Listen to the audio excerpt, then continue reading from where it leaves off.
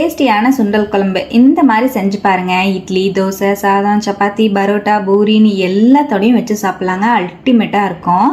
கடாயில் ஒரு table spoon oil சேர்த்துட்டு 1 டீஸ்பூன் குருமிளகு, 1 டீஸ்பூன் சோம்பு, 1 டீஸ்பூன் ஜீரகம், பட்டை, ஏலக்காய், கிராம்பு, 2 பெரிய வெங்காயம், பூண்டு, இஞ்சி சேர்த்து நல்லா வதக்கி வெங்காயம் நல்லா டிரான்ஸ்பரண்ட் ஆனதுக்கு அப்புறமா 1/4 கப் அளவுக்கு துருவின தேங்காய் சேர்த்து 1/2 டீஸ்பூன் மஞ்சள் பொடி சேர்த்து நல்லா மிக்ஸ் பண்ணிக்கோங்க.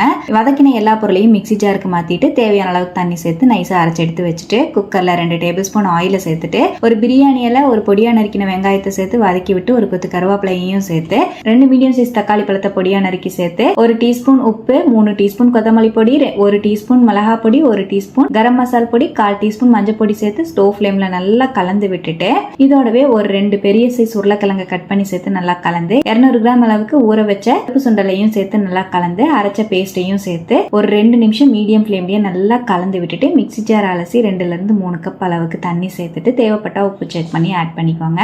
நல்லா மிக்ஸ் பண்ணிட்டு குக்கரை மூடி 6ல இருந்து 7 விசில் விட்டு இறக்கிக்கோங்க. சுண்டல் நல்லா சாஃப்டா வந்துடும்.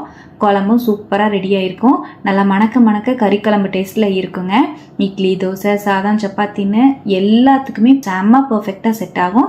ஸ்டவ்வை அணைச்சிட்டு நறுக்கின மல்லித்தலை சூவிட்டு சுட சுட சர்வ் பண்ணுங்க. அல்டிமேட்டான டேஸ்ட்ல இருக்கும். ட்ரை பண்ணிட்டு எப்படி வந்ததுன்னு கமெண்ட்ல ஷேர் பண்ணுங்க. தேங்க்யூ.